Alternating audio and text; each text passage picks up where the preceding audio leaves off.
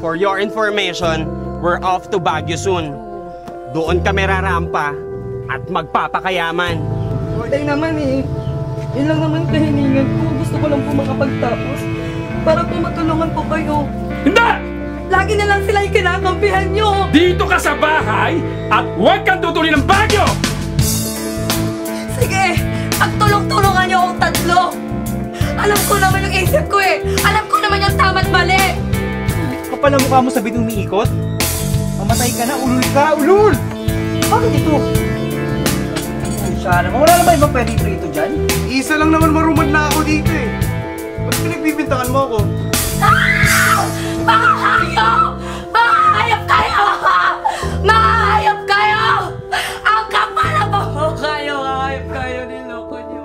Brad, mag-shota na daw si Rod at saka si Nena. First boyfriend pa daw ni Nena. Ilang months na kaya sila? Sabihin mo, ilan weeks, baka days. Oh, wait lang. Bakit wala kang makeup ngayon? Sabi ko naman sa'yo, lagi kang maglalagay ng makeup. Pagkasama mo ako, di ba? Papakilala pa naman kita sa mga tropa ko.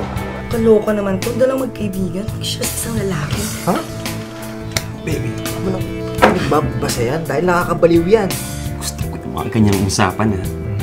But the secret is just between you and me only. Sobrang saya ko dahil nakilala kita. Sobrang saya ko dahil pinagtagpo tayo. At feeling ko, ikaw na yung destiny ko.